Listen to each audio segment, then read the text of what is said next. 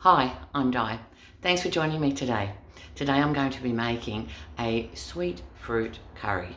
So for anyone who's really into Indian food and curries, this is not the curry for you. This is, what can I say, a very watered down version of a curry, but it's really flavoursome. It contains apples, sultanas, some beef and coconut milk, curry powder, lots of things in here, which make it a very interesting, flavourful meal, but it is by no means a traditional type curry. And it's good for kids. My mum used to make this and we used to have it when we were children. So I think maybe a lot of children wouldn't like those hot spicy curries, but we used to love this. So anyway, let's get on with it and see what we're going to be doing. So the first thing I'm going to do is to dice my onions. Now I've got two here. These are small onions. So one medium to large onion or two small onions. So we're just dicing those.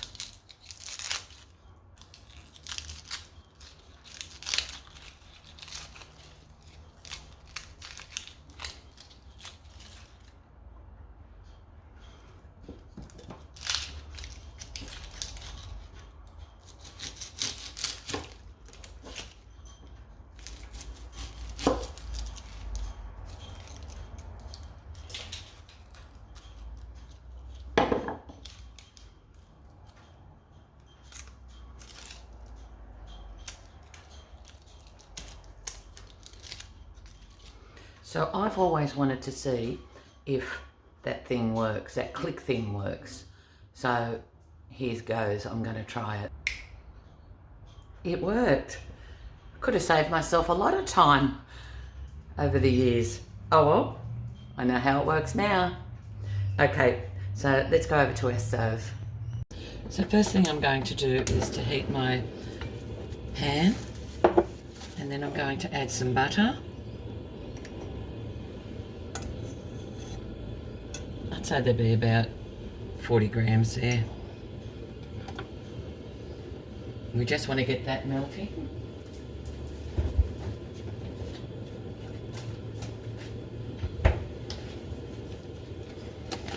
Now I've got some diced beef here. I'm using gravy beef. This cooks long and slow, this recipe, and it's really ideal for cheaper cuts of meat, things that would normally be a little bit tough, and you want to cook them really long and slow to soften them, to just make them melt in your mouth, and it also develops the flavour. So this is gravy beef and I'm using 500 grams. This is, I bought this and diced it up already and then vacuum sealed it.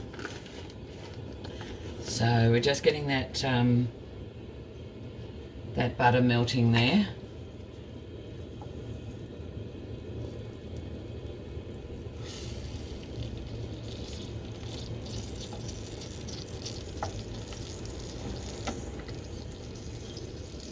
So we want to get a bit of heat into our pan before we add our beef.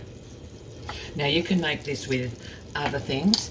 If you wanted to, you could make it with lamb. It doesn't have to be a beef curry. You could even do it with chicken, but you wouldn't have to do the long, slow cooking process with the chicken. Maybe some thigh fillets.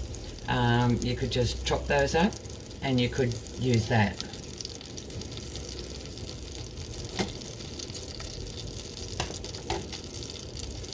Okay, we're getting a little bit of heat there into our pan. So I'm just going to open my meat and I'm putting all of that in together. That's 500 grams that I'm putting in there.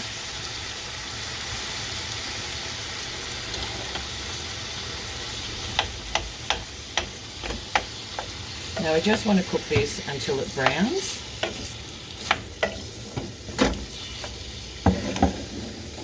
And you can see I've got another saucepan here. I'm getting some water on to boil to cook my rice.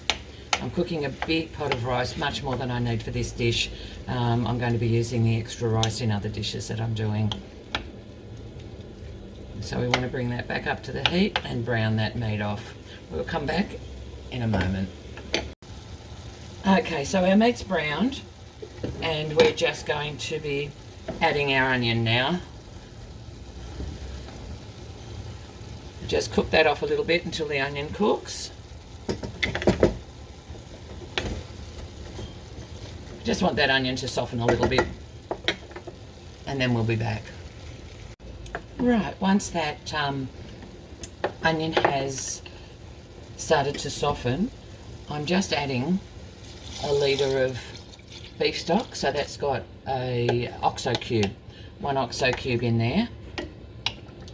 I'm just going to bring this back to the boil and then I'm going to turn it right down and simmer it on low for about, well, 45 minutes would be the minimum, possibly longer.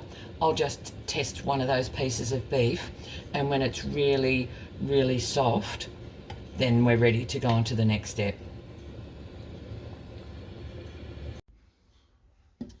Okay, so we've had that cooking for about an hour and a half. I've tested it a few times and it's just soft enough now. So it is quite a tough cut of meat and it does take a long time to cook it and get it very tender. But now that we've done that, we can get on with the next stage. So the next thing I'm going to do is to add a jar of chutney. This is a small jar, 250 grams, and I'm just going to put the whole jar in. Now this is fruit chutney. You can use other types of chutney. I have in the past used a mango chutney, and the type of chutney you use will change the flavour a little bit. So here we go, we're just adding all of that. The next thing we're going to add is curry powder, and I'm just sprinkling that in, about a tablespoon of curry powder, about a tablespoon, 1.5 tablespoons. We're also adding a can of coconut cream. This is a 400 ml can of coconut cream.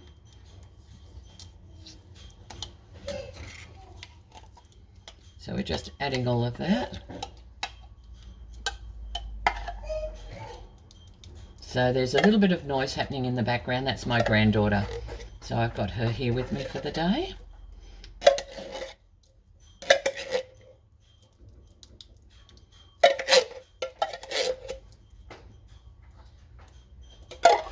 Okay. We're going to add a little bit of salt. About half a teaspoon of salt. We did add the OXO cube, which has salt in it. We're also adding the sultanas.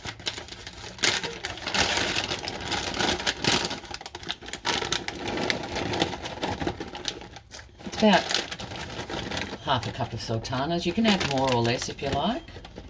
Sultanas or raisins. I'm just finishing off the packet there. Now the next thing I'm going to be doing is adding some diced apple.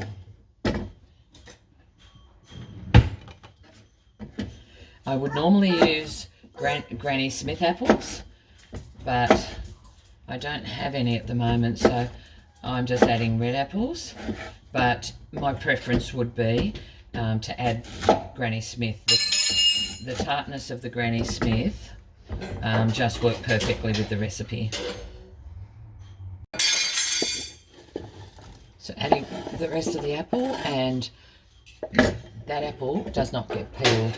So I just increase the temperature on that. Sorry, my granddaughter is playing with my spoons, making a bit of noise there. Just stir all that through. Now we're going to bring that back to the boil, and then we'll simmer that for about another 5 minutes, just to cook that apple and to plump up the sultanas. Okay, that's been boiling for a few moments now, about probably about 4 or 5 minutes. That's all we need. We don't want those apples cooked so that they're mush. And we've just got 1.5 tablespoons of corn flour here, dissolved in a little bit of water, and I'm just adding that to thicken it. All we need to do now is to cook it until that thickens up, and then we're ready to serve.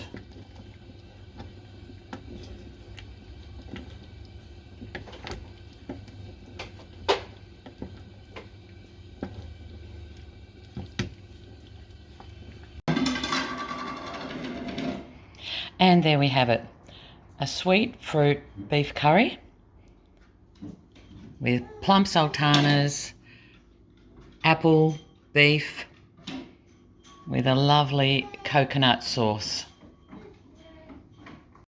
Thanks for joining me. Hope you enjoyed the video. If you liked it, give it a thumbs up.